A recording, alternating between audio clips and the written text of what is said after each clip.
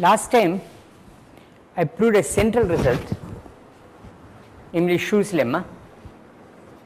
I just remind you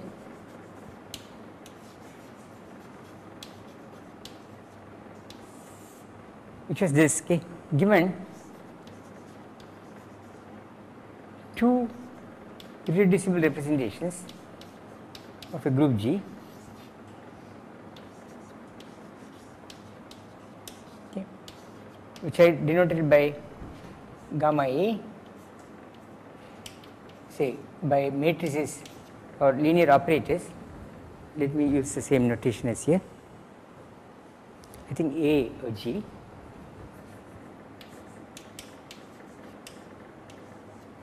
and gamma B, B or G. Okay. If so, this is on some vector space VA, and this is on some vector space VB. If S from VA to BB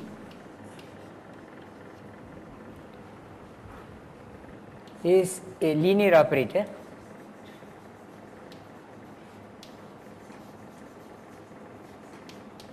such that S A this way, this one is equal to BGS. So, first you act with A, then pass to the second vector space, or you do it in the second reverse order. So, S is what they call an intertwining the two representations, okay. Or I saw you in the other talk, S is an people also say S is an equivariant map, it is the same idea. Then either S is 0 or, okay, S is invertible and BG is SAG, S inverse, or gamma A and gamma B are equivalent.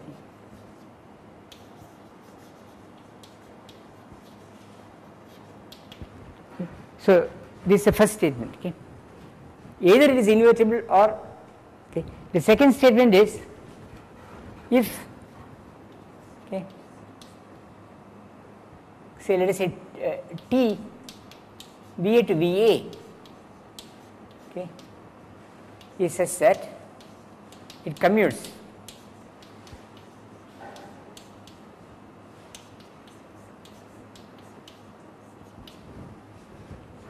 image and the range are the same in this case, then the theorem says T is a multiple of identity.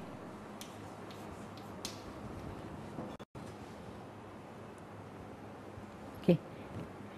Of course, it is for a multiple of identity, this equation is true. The theorem says that this is the only possibility. Okay. By the way, this result has some other consequence. I will just mention it. If you are, it comes if you at some point if you start dealing with matrix models of quantum field theory, then you will come across this result, Burnside's theorem, Burnside.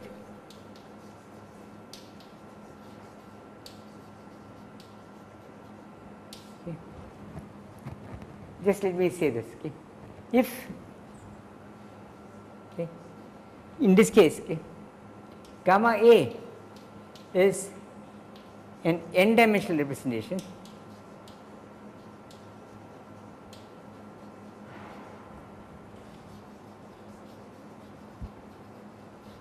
okay.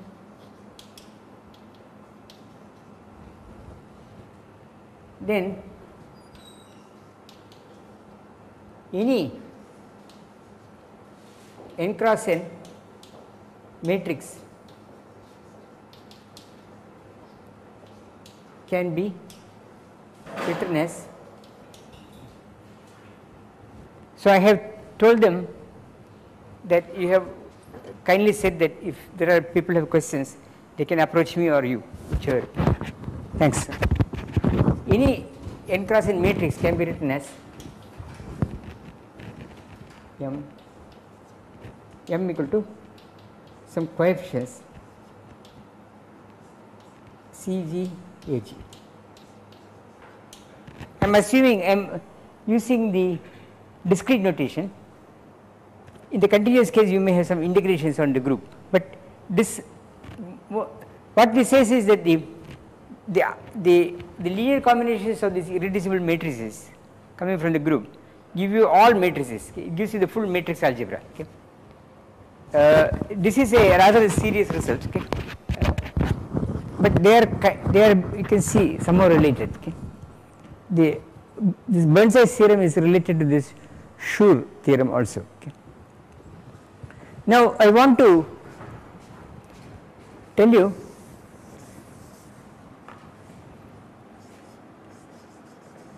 a few things. I told you that a simple consequence of this result, that every irreducible representation of an abelian group is one dimensional. Okay. Abelian group means the group elements commute.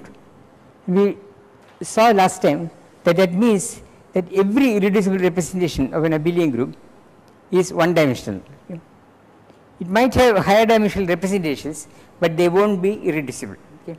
For example, translations on a line, the only representation you get are basically by plane waves, okay, or some distortion of the plane waves or decaying waves or increasing waves. Okay. But there are one two-dimensional representation, we saw that, okay, by upper triangular matrices. So once you impose irreducibility, this result follows. So we want to look at operations with representations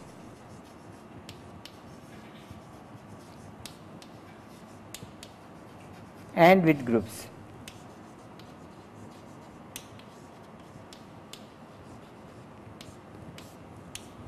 So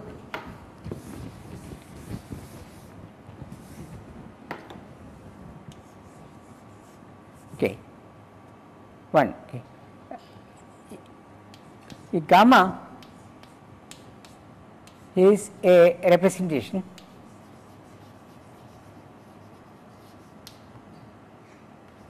okay, let us say by matrices dg, okay. Then okay, this equation d at g1 d at g2 gives you d at g1 g2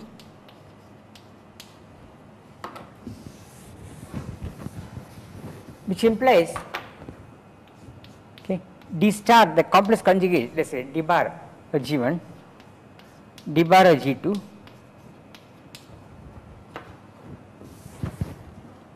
is equal to d bar of g1 g2.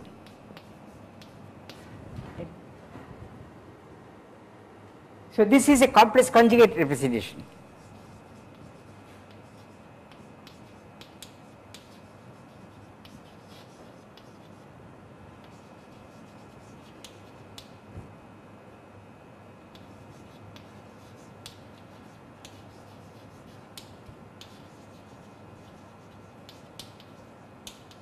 Let me call it gamma bar, it's a representation.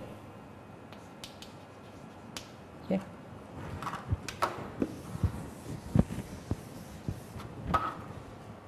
There is no guarantee that gamma and gamma bar are equivalent. Okay. Gamma and gamma bar may or may not be, I will give you an example right away, equivalent.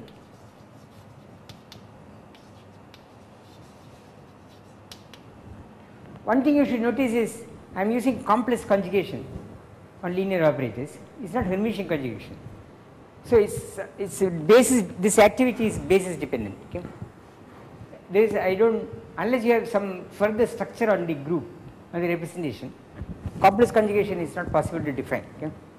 Hermitian conjugation can be defined from the scalar product, not complex conjugation, unless you introduce something like a complex structure, which I am not doing. Okay. So, if you take matrices, you just take matrix complex conjugation, and one can show that if you change the basis, this representation will undergo a similarity transformation. Okay. But that is enough for us. Now, let me give you an example.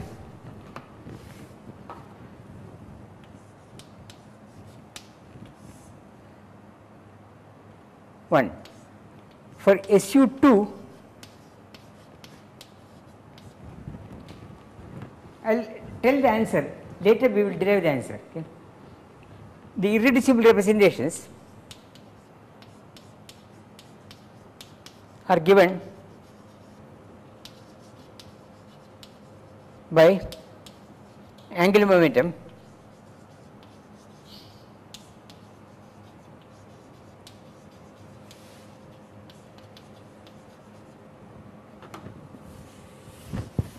J. Okay. Okay. So, their representation is gamma J. Okay. And if you are familiar with this notation, they are given by the Wigner 2 by J plus 1 by these matrices, where G is in SU2. These are rotation matrices. If you don't know it, we will do it later.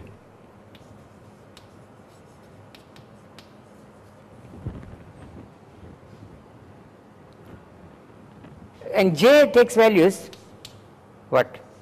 0, half, I set h bar equal to 1. Okay, for each J you get. Now, here one can prove that gamma J bar is equivalent to gamma J.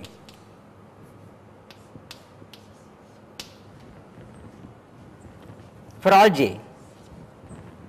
That is, a complex conjugate representation is equivalent to the original representation for angular for AC rotations, including. Okay. There is something funny, I will just say it in practice, in passing by mouth. If J were integral, you can actually make these representations real matrices. You can make these matrices real if J is integral. So, they are like actual physical rotations. But if J is half integral, you can never make the matrices actually real. But if you take a complex conjugate, you can conjugate it back to the original one. But you will not be able to, what happens is, these are equivalent, but the matrix which generates equivalence. Okay. So, what happens is, this matrices Dj or G bar is some matrix Dj of G C inverse. The C is known, but this C depends on J. Okay. And Cj squared happens to be minus 1 to the power of 2j.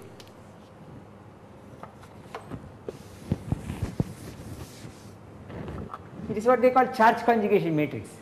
You can never diagonalize it. Square is minus 1, not plus 1. Okay. So, you can easily check that you cannot choose, because of this fact, you can never choose this C so that this bar goes away. Okay. This is a funny property, and it is of consequence when people discuss things like time reversal. But for SU3, okay, the 3 and 3 bar IRIs are not equivalent.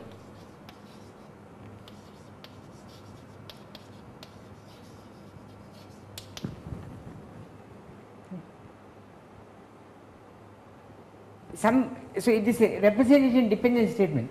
Certain representations they are equivalent, certain representations they are not equivalent. For this matrix, let me say, let me call it Z, okay, which is the root of unity.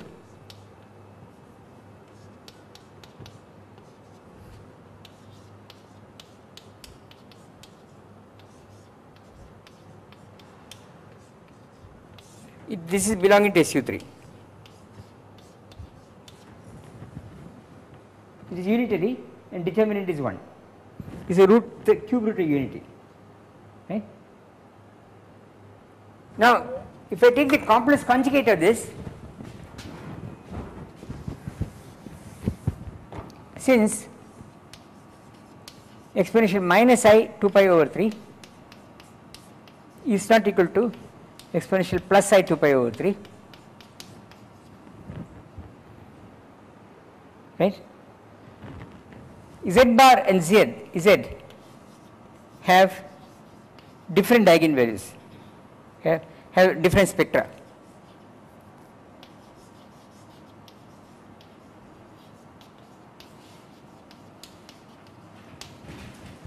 Their eigenvalues are changed. So, there is no way of finding, okay. So, there does not exist S such that S Z S inverse is Z bar. That proves the result, right. If there were a similarity transformation from here to here for SU3, not J, gamma and gamma bar for SU3, 3 and 3 bar for SU3, there will exist an S, a linear operator in the 3-dimensional space, which will take this element to its representative in the 3 bar, which is Z bar, Z bar, but there is no such thing, okay. So, the two representations are inequivalent, right. So, you should think of the Z as the image of an abstract element in SU3. That element is represented by this in the 3 by 3 representation 3 and is complex conjugate in 3 bar, and equivalence means that there is a similarity transformation between them, but there is no such thing, okay. So, the two representations are inequivalent, okay. So, given any representation you can look at the complex conjugate representation, okay. So, let me go on, okay. The contra-gradient representation.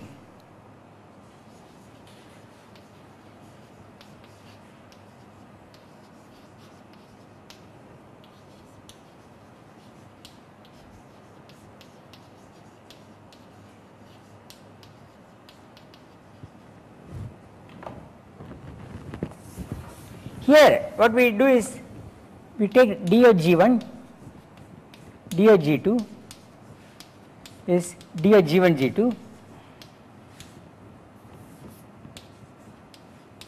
So, I now let me take the inverse of this. So, get d of G2 inverse, d of G1 inverse is equal to d of well,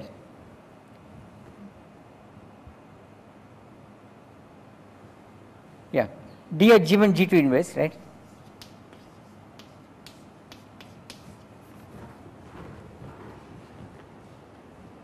So, let me take a transpose of these matrices, okay. So, T is transpose.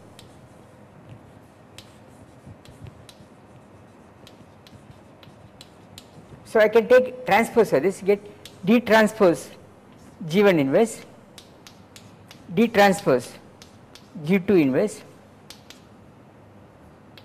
is equal to D transpose of G1 G2 inverse.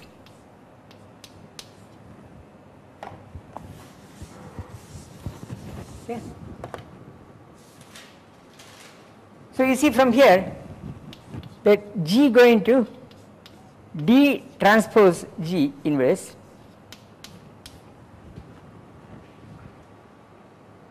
is a representation.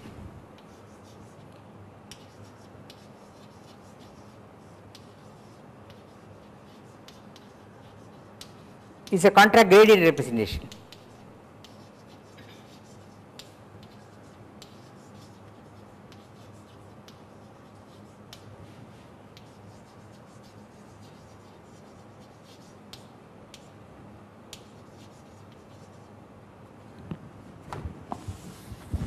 Since I have taken a transpose, again it is not defined on a Hilbert space intrinsically, okay. But if you do differential geometry, upstairs vectors and co-vectors, okay, that uses this contra-gradient, the representation whereby what they call covariant vectors and contravariant vectors transform are contra-gradient to each other. okay, but they are working in the reals. Here we are working in the complex things. So transpose here is not intrinsically defined without further structure, but anyway in physics we use it all the time. Choose some basis and define it, and you will not go wrong, because if you change the basis, this thing will undergo a transformation, okay, similarity transformation. Then you can also do one more thing, okay, which I can call, I don't know what to call it. We have one more representation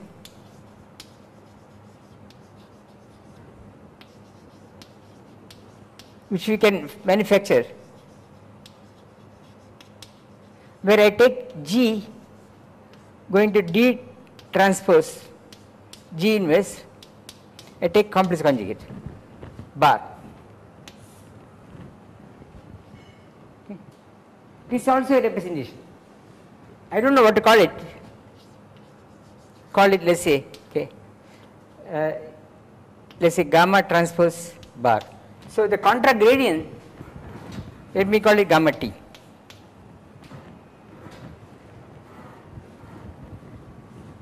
It is really the dual representation in the reals. Okay. But anyway, we have these 4 things. Okay. But if you have a unitary representation, if gamma is a unitary representation,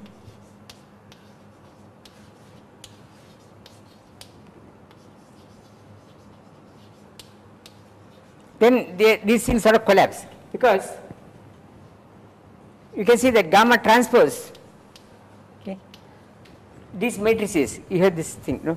So here the matrix element dg, yeah, unitary means star the complex conjugate and transpose is dot dog,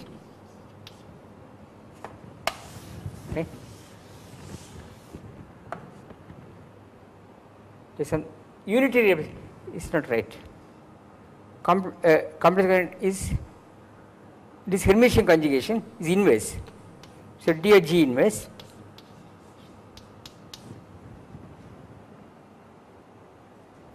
So from here you see that this, then if I transpose it again, okay, gamma, this gamma T, I want to, and bar, okay, what will happen is it will be equivalent to gamma, right. The last one will be equivalent to the original one, right, because I can transpose here and put the bar and get back the original one, and the middle 2 are the same, that is gamma bar is equivalent to gamma transpose. So in that case you are left with only 2 different ones out of the 4, okay. Namely the complex conjugate one and the original one. For example, this typically happens for all the cases we encountered. For example, SU3 has in the same dimension you have 2 irreducible representations in general, 3 and 3 bar, 6 and 6 bar. Similar things happen with other groups also, okay. SU5 similar things happen, okay. These are groups which come in standard model, I mean quantum particle physics models quite routinely, okay. So these are some activities you can do to create representations, but we should also remember about direct product of representations.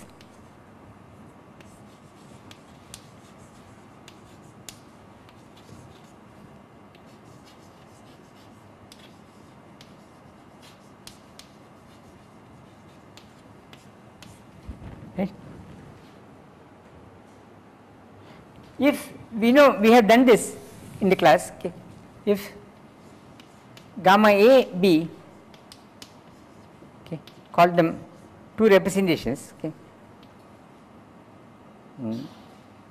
DAB G are representations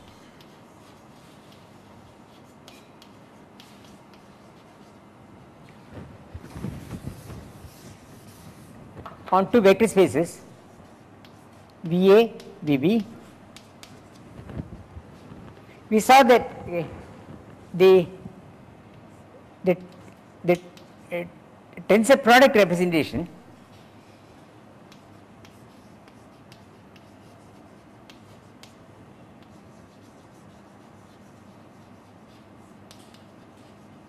which we may call as gamma A cross gamma B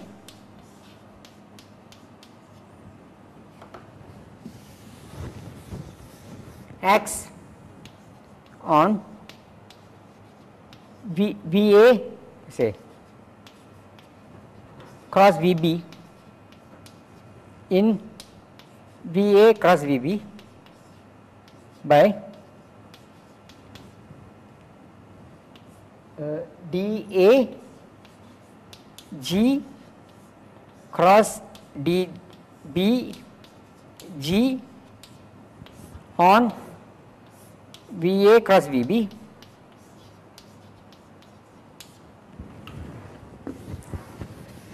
is acts by slots is DAG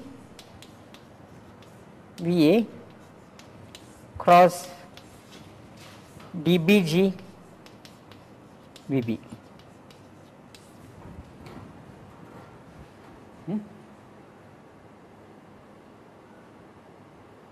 This is a new representation, we have seen this. Okay. I will state a problem which is very important for example, in angular momentum theory. It is called the Clebsch-Gordan problem, which was, I think, people like the names associated with that being Wigner and Raka. Okay, and Raka, well, I will tell what it is. But do you know what is the trace of this representation? What is a trace? This is an important thing. Trace of this representation. What is this?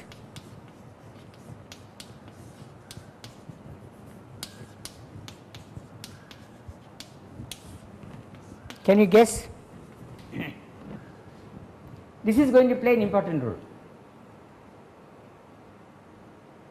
The trace of the product, direct product matrices is what? In terms of the original, each individual factor.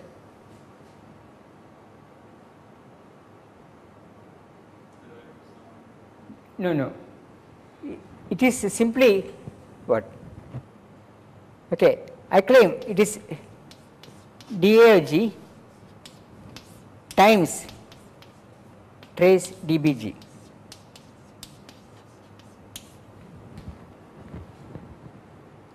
Why?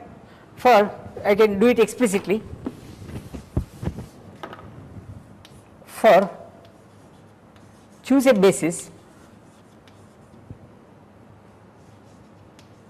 okay, say EAI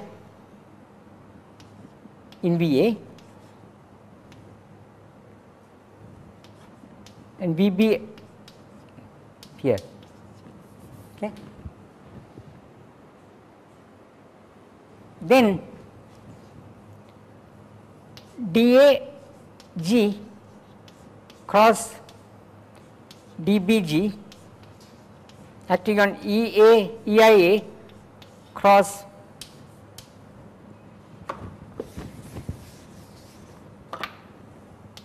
EJB. Let me write down the matrix of this linear operator.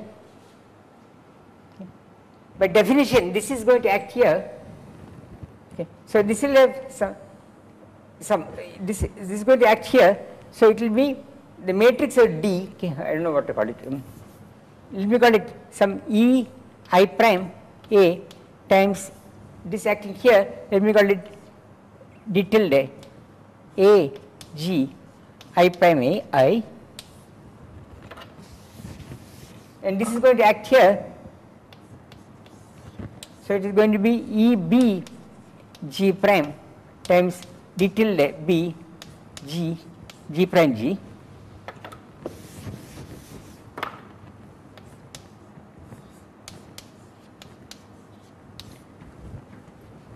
Right? But by definition, this is equal to E I prime A cross E B J prime of the matrix of the product, okay, is some matrix of the product, DAG cross DBG. Let me put like this: I prime J prime Ij. Because this base is labeled by 2 elements, okay. So I have 2 elements here and 2 elements here. So you can compare this with this. So you see that this is equal to d tilde A G I prime I d tilde B G J prime J. So you take a trace. Taking a trace means set this equal to this in sum. So I put I prime equal to J prime, I equal to J in sum. Okay. So you get the answer immediately, okay. Right? So okay, with I prime equal to I, J prime equal to J gives answer.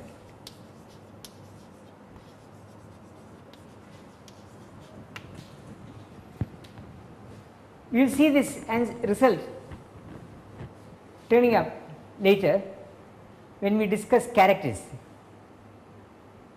that the characters are just the character, these traces are called characters. You have some very special properties, okay? And the characters are multiplying when you take direct products or representations, okay? Now I should say before I go further, what we may call, the physicists call the Clebsch-Gordan problem.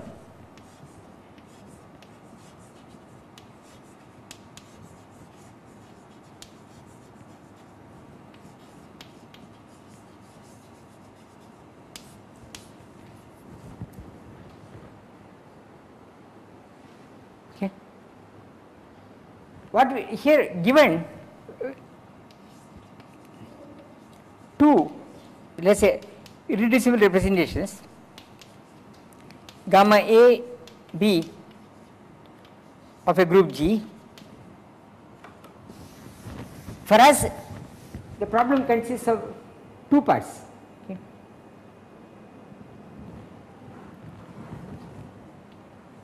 A, write the tensor product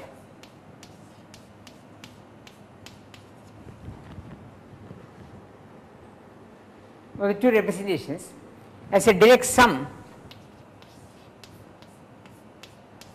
gamma C irreducible.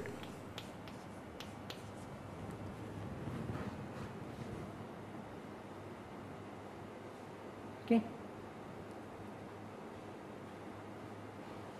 Write the direct product as direct sum, assuming that you can completely reduce it, which will be the case in many of the groups we deal with. Okay. It may be that you cannot do the full reduction like it happened with translations, but for the kind of groups where this problem arises, this can be done. Okay. Sometimes people write this in a different way. Okay. Can write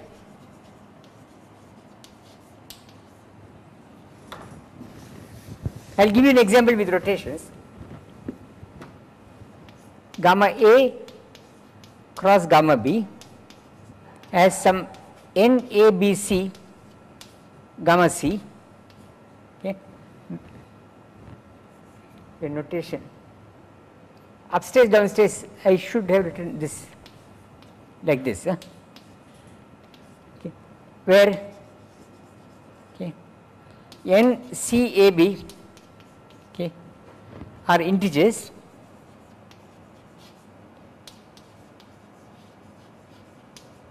positive. I will explain to you. RHS sum is direct sum. Okay. C is summed over, but direct sum I should have written plus. Okay. This is not, and when if you happen to get m times gamma c, means gamma c plus gamma c n times.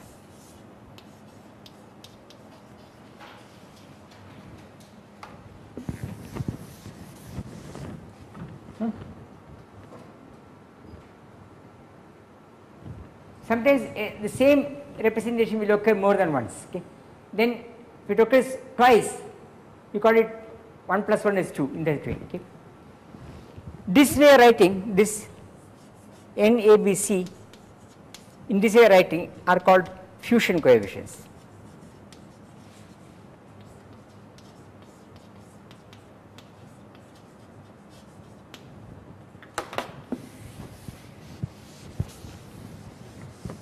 Because you are fusing two elementary systems, and how many what is the output?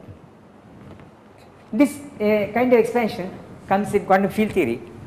For example, if you discuss conformal field theories, you will see this expression many times. Okay. Now, for SU2, let me give you second part of the problem for us is the following: B. Find a basis, find an orthonormal basis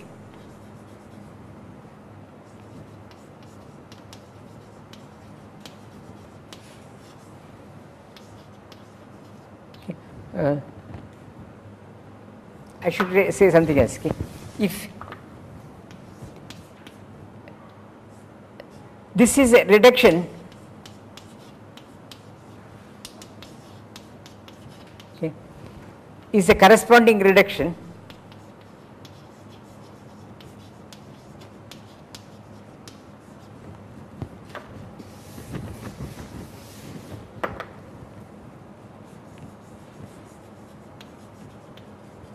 of vector spaces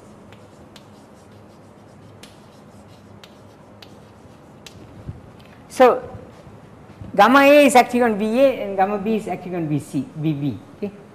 Now I am going to find gamma C, okay, which are invariant subspaces, I mean, and VC are invariant subspace in here for gamma C. Okay. So you should be able to rewrite this as a direct sum. We will be able to rewrite it as a direct sum. So the problem is, the challenge is find orthonormal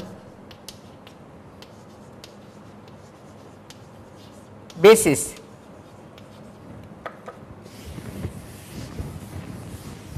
for gamma C for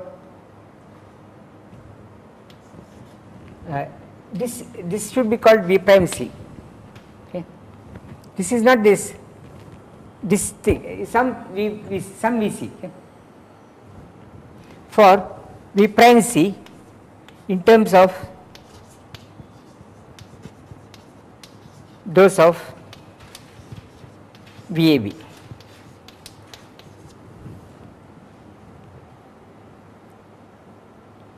This problem turns out to be highly non-trivial, okay, in general, and it's very important for computational, for actual practical use. So let me show you, okay, how it works. Example, SU2, okay. I told you about the representation gamma j. Okay. We know that this part A will be gamma j1 cross gamma j2. We know the answer. If I add angular momenta j1 and j2, what are the angular momenta I get? You know it, no? From elementary atomic theory, you know. Yeah, what is it? Yeah, you got simply the direct sum of modulus of j1 minus j2 to j1 plus j2, right? Of gamma j. And each representation occurs only once. For SU3 this is not true. Okay. If you look at there is a famous example of, if you take the adjoint 8-dimensional representation of SU3, and you take its tensor product with itself, it occurs twice.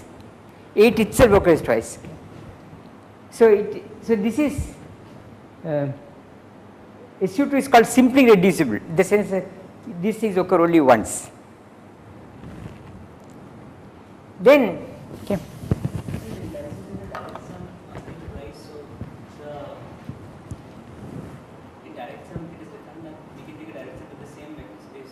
Say again? I mean, can we take direct sum of vector space with itself? Yeah, sure. Direct sum of the vector space with itself. Yes, you will get simply doubling of the vector space. Yes. If you take C1 one-dimensional vector space with itself, you get two-dimensional vector space. You will put them in a column. That's all. Okay.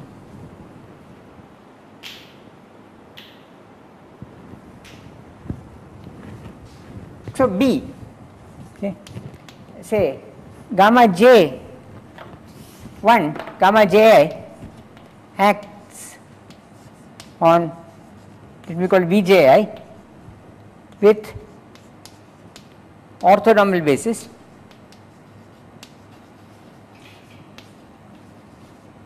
say J1 M1 is M1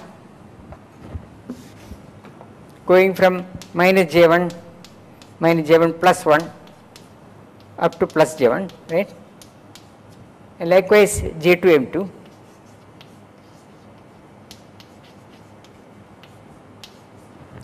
So these are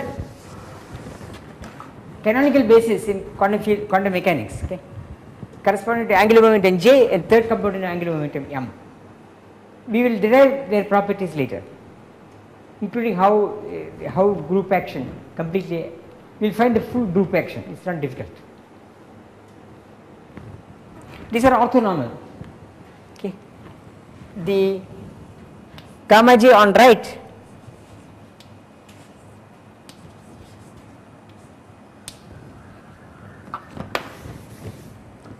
acts, or let me call it Vj prime with orthonormal basis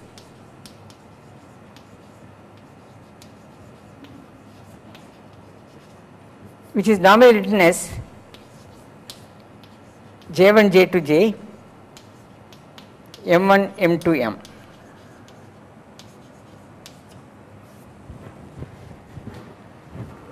These labels are telling you where they come from, their progeny. They are coming from taking the tensor product. Okay. But when acting here with gamma j, it will only act on j and m in a canonical way. This object here can be rewritten in terms of the original things. Okay. It is some things like this. This thing here is some C J1 J2 J M1 M2 M multiplying J1 M1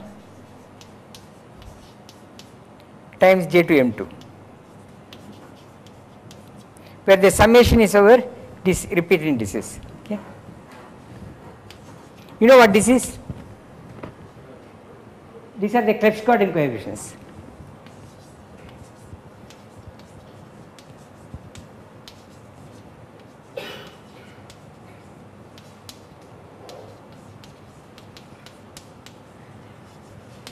They are completely known for SU2, and for SU3 also I believe they are probably known. There are tables.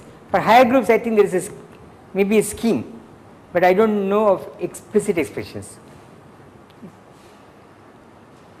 It is very interesting to check how these things behave, asymptotic behavior of this in angular momentum. So you try to understand what happens to them when J becomes very large, and J1, J2, all of them become large. Then you get classical addition of angular momenta. There is some classical formulae, and this is originally worked out by Regge. So the asymptotic behavior of this was originally worked out by Regge,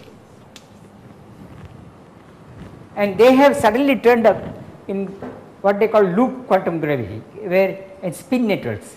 So, there is a model for discretizing space time,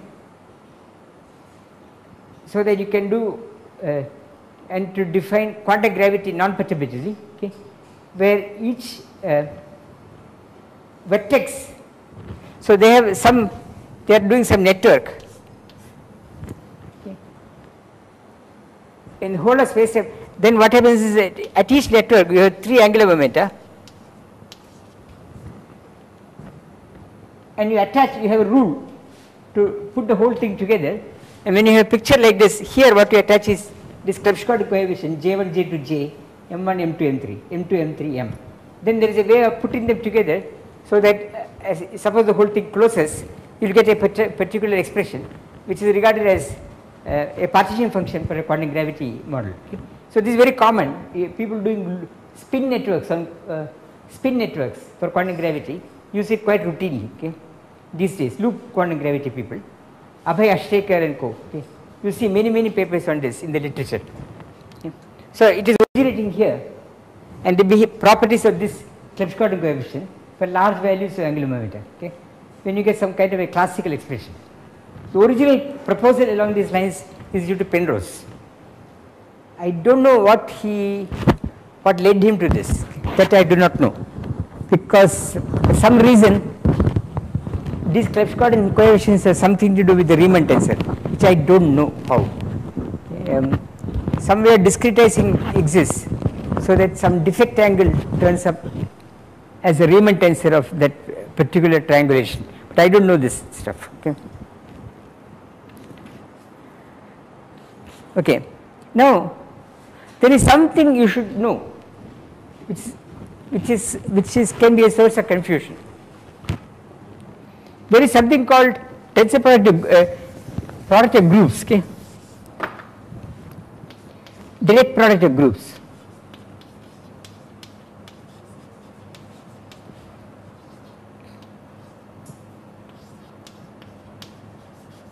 GH. Okay. This is a group. Okay. So, G cross H, whose elements are GH.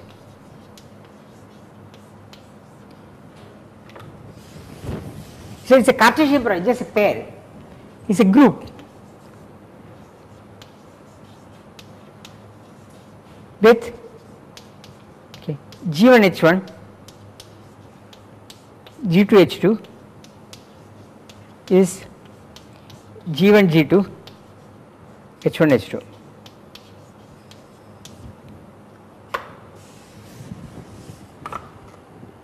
Okay.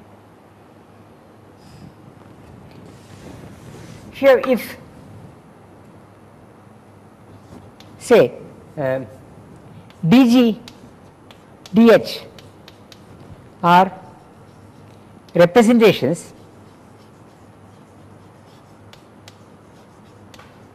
of GH,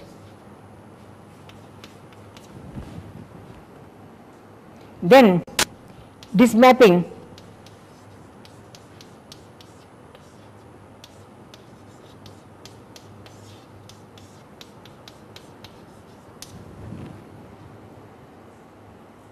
can gives a representation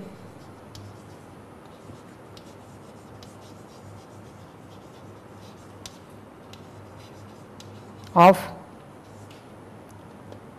G cross H. That is obvious. Okay. But here is a warning, this may not be faithful, but this representation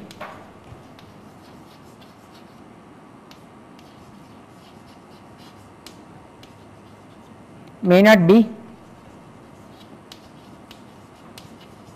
faithful. Let me give an example. G equal G and H are GH are SU2. Spin half, okay. So let me choose DGH, okay, as, let me choose them to be 2 cross 2 representations.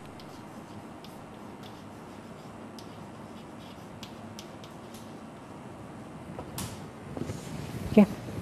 So what I am doing is, okay, so then above is G comma H goes into G tensor H, okay, where we regard GH as 2 cross 2 for simplicity. So this is a 2 by 2 matrix, 2 by 2 matrix. I am sending them to the direct product. It's a representation. It is not faithful. What do you mean by faithful? It is not a bijective. There is a kernel in this mapping. What is a kernel? That is, there are several elements which go into the same element. Which are they? Elements which are distinguished here are not distinguished here. Can you tell me what they are?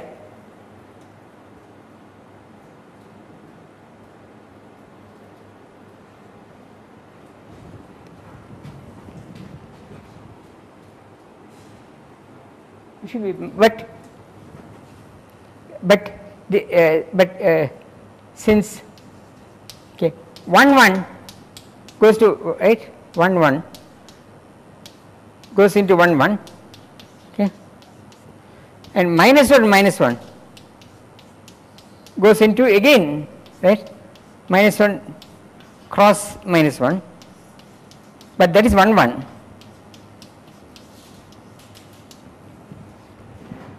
But this is tensor product, this is Cartesian product, so these are the same, right. So there is a kernel, okay.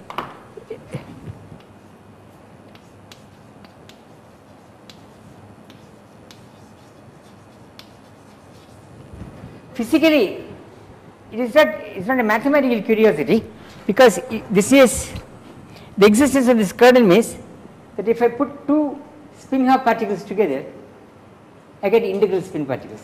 That is the kind of thing that you are getting, right. The center minus 1 corresponds to a 2 pi rotation, but the 2 pi rotations are merging into a 1 plus 1. 2 pi rotation does not give minus sign. If you rotate both sides by 2 pi, you do not get a minus sign. Okay. So there is a physical meaning in terms of angular momentum. In terms of, for example, statistics of the particles change.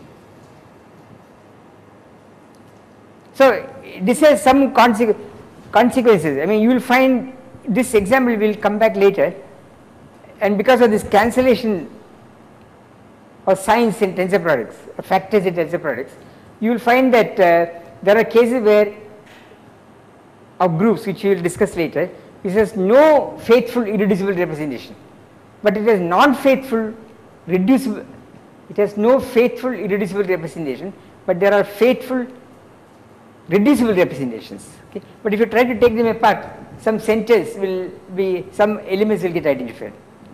Okay. And again we can interpret what is happening. Now just as a final thing today, okay, which is quite curious, okay, but we will come to this importance of this later.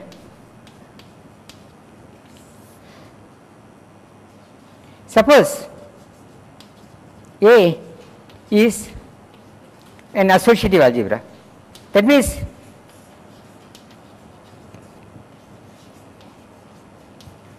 I will not formally define it, it just like linear operators.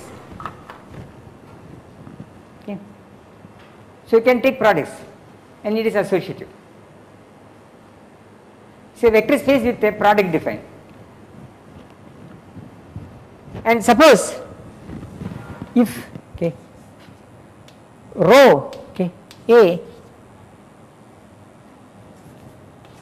to rho A is a representation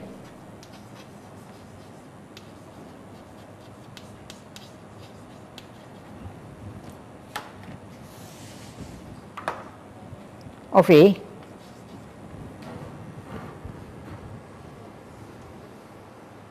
we found, I can even write Yeah, it's okay. For algebras, it is not true. Okay, say rho I, let's make two of them.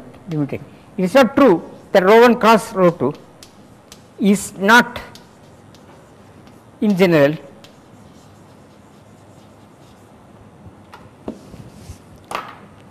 a representation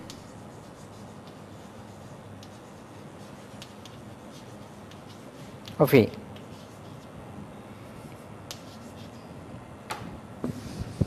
It is unlike the group.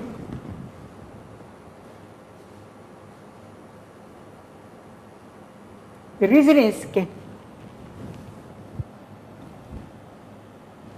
take rho 1 is linear, the problem is a linearity. Okay.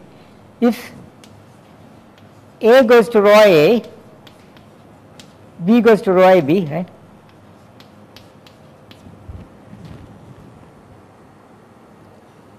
If it is a representation, we want rho 1 cross rho 2 on A plus B. If it were a representation, rho I am telling it is linear in each factor. The question is this equal to rho 1 A plus B cross rho 2 A plus B?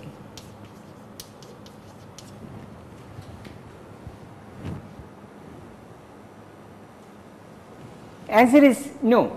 Okay. If, because we are defining, if I, in the case left hand side by definition is, I am making some mistake.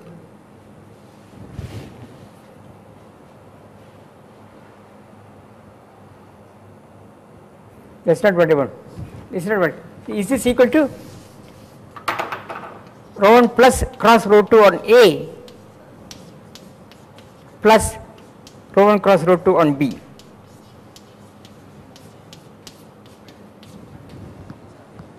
It has to be linear in the factors. The answer is no, because this is rho 1 of A plus B cross rho 2 of A plus B. So, if you have a group, one of the most important property of a group of symmetries is you have elementary systems transforming with some symmetry, you can put them together and you can tell what is the symmetry of the interacting composite system. For a generic algebra you cannot do this. So, algebras cannot acquire as such as symmetries, but for half algebras this is where the half algebra comes.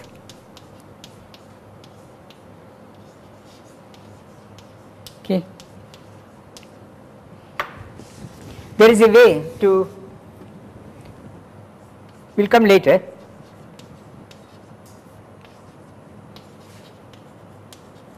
to compose representations.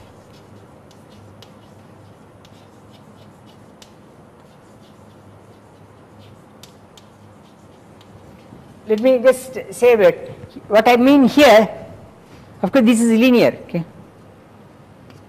Rho I of A plus B is equal to rho I A plus rho I B,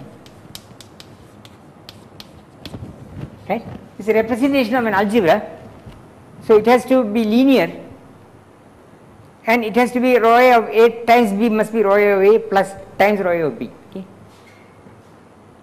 So, it is a representation of the algebra, and I want to see if I can define this thing on A plus B is still a representation, and the answer is no. The reason is that if it were, it will be linear in A and B, but you can work it out by this rule here. This is rho 1 of A plus B times rho 2 A plus B, that is not equal to the right hand side, because there are cross terms, for example rho 1 B times rho 2 A, okay. And likewise so the group, the property will not of the representation of the algebra will be lost. Okay. So, we cannot conceive of using algebras as symmetries, okay, without further rules, without something new happening, and so group has much more structure. Okay. But it turns out that the so called half algebras, which we shall deal with later, somehow maintains all these essential ingredients. So, they can be used as symmetries, okay, and that is their importance and why they are turning up, for example, in discussions of things like conformal field theories. I think I will stop here.